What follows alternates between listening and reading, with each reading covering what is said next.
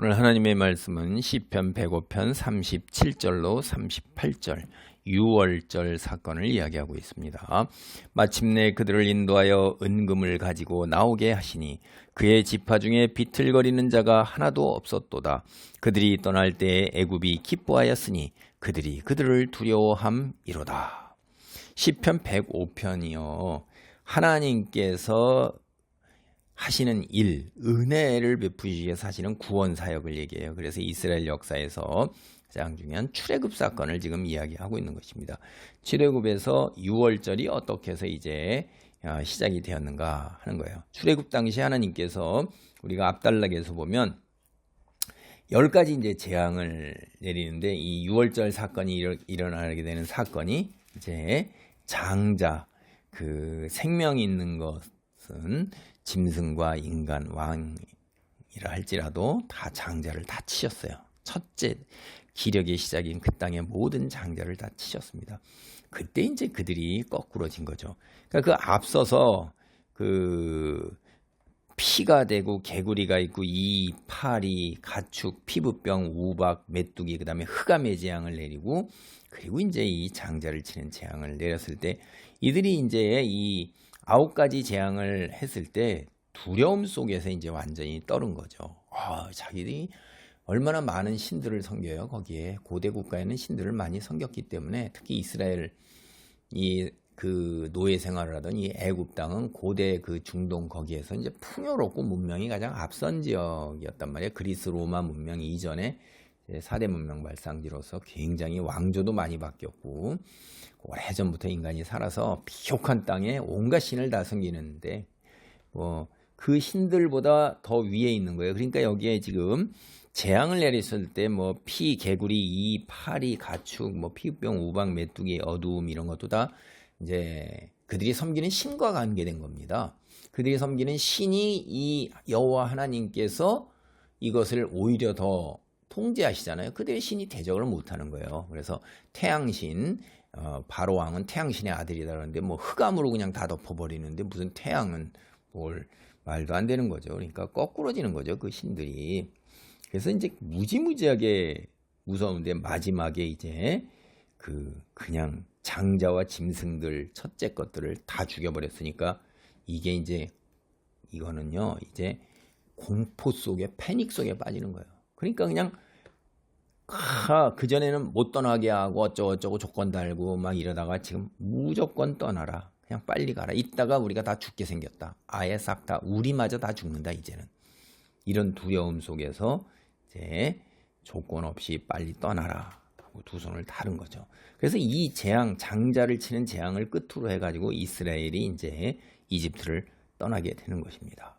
그래서 출애굽기가 이 10번째 재앙이 얼마나 중요한가, 장자를 치는 재앙이 얼마나 중요한가를 강조하기 위해서 이 재앙이 임하기 전에 미리 이 재앙에 대해서 경고를 합니다. 출애굽기 11장 보면 처음 난 것에 죽음을 경고하다라고 이렇게 단락에 제목이 붙어 있어요. 여호와께서 모세에게 이르시기를 내가 이제 한 가지 재앙을 바로와 애굽에 내린 후에야 그가 너희를 여기서 내보내리라. 그가 너희를 내보낼 때는 여기서 반드시 다 쫓아내리니 그냥 빨리 떠나기를 하는 거예요. 그냥 그전에는 붙들려고 그러던 걸 이제는 쫓아내는 것처럼 그냥 다 하는 거예요. 이게 모세 애굽 땅에 있는 바로와의 신하고 백성의 눈에 아주 위대한 거예요. 모든 자기들이 섬기는 신 위에 있는 바로 왕보다도 더 뛰어난 그 신의 아들같이 신의 중재자, 대원자같이 이렇게 보이는 거죠. 그래서 이제 여기에 있는 게 6월절이 이제 이 재앙하고 연관된 절기예요. 그래서 그거를 출애굽기 12장 보면은 이제 여호와께서 6월절을 얘기를 하셔요. 여호와께서 애굽 땅에서 모세와 아론에게 일러 말씀하시되 이 달을 너희에게 달의 시작 곧 해의 첫 달이 되게 하고 너희는 이스라엘 온 회중에게 말하여 이르라. 이달 열흘에 너희 각자가 어린 양을 취할지니 각 가족대로 그 식구를 위하여 어린 양을 취하되.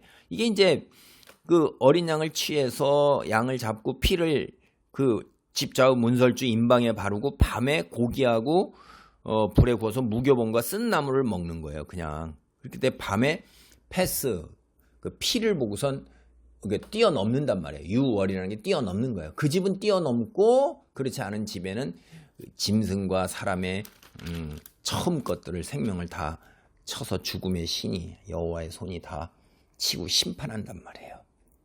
그래서 이거를 이제 미리 이게 재앙이 있기 전에 벌써 미리 얘기를 하는 겁니다. 그 이스라엘이 이제 출애굽 역사에서 정말로 가장 중요한 일이 뭐냐면 이 10번째 재앙으로 인해서 시작된 유월절이에요. 이게 유월절. 그래서 이제 유월절 다음에 이제 이어지는 게 유월절하고 붙어 있는 거죠.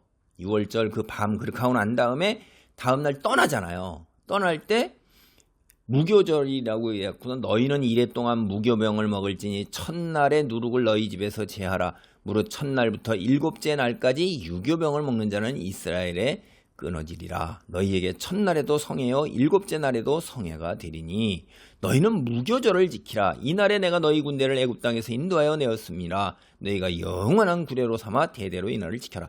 그래서 예수님 시대까지 계속 와서 뭐 성전에 있을 때 유월절과 무교절, 유월절 다음 날이 바로 시작되는 거예요. 무교절이. 그래서 이렇게 8일이 되는 거죠. 이게 7일인데 8일이 되는 거예요.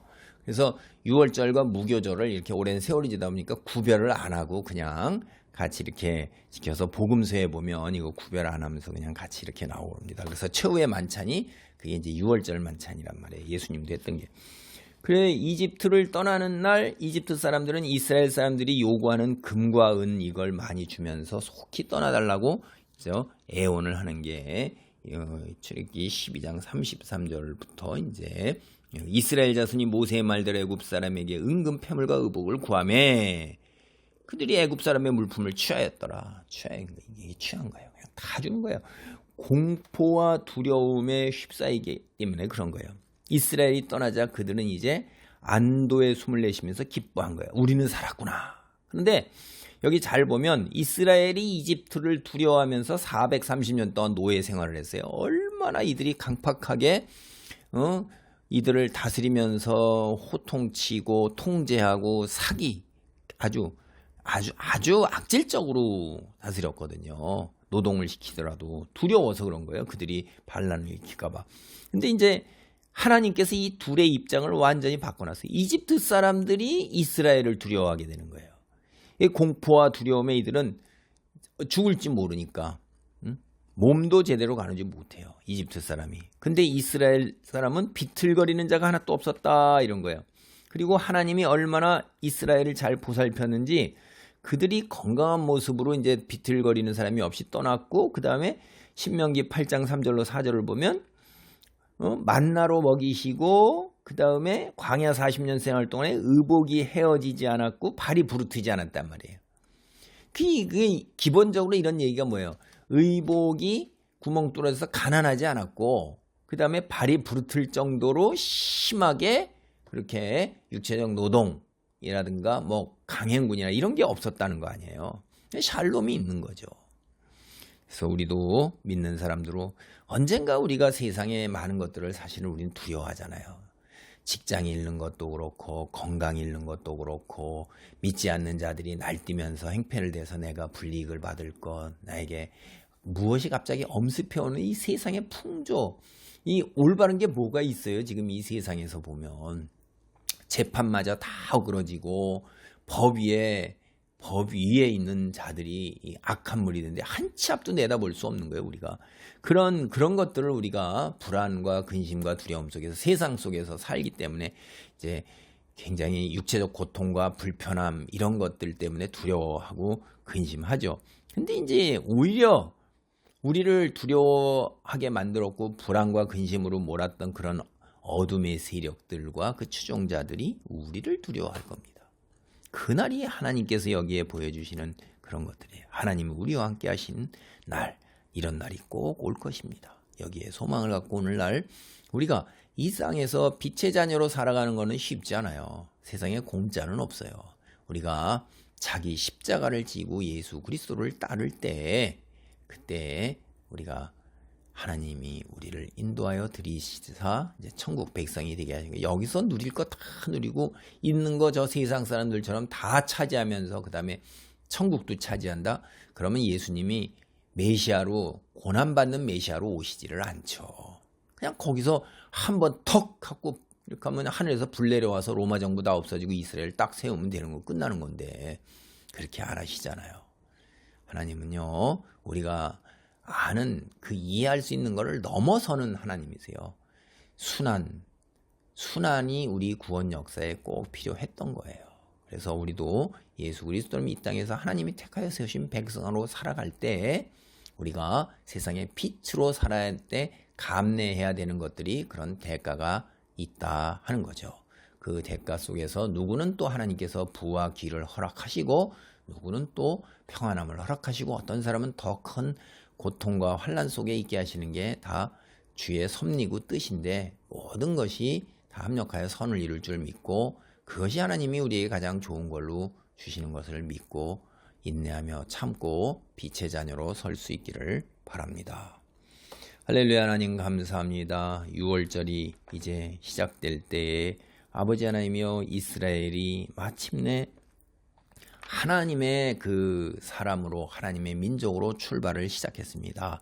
새 출발을 한 거예요. 노예에서 하나님의 백성으로 새 출발을 하게 됐고 이집트 사람을 두려워하여 430년을 섬기던 것이 거꾸로 입장이 바뀌었습니다. 우리 그리스도인들도 세상이 우리를 힘들게 하고 고통 속에 몰아넣지만 마침내 소망의 날, 꿈꾸는 날, 하나님이 우리와 함께 하셔서 뒤바뀌는 날이 올 줄을 믿습니다. 그날 올 때까지 주의 놀라운 은혜와 축복 속에 있게 아버지 우리를 붙들어 주옵소서. 예수님의 이름으로 기도하옵나이다. 아멘.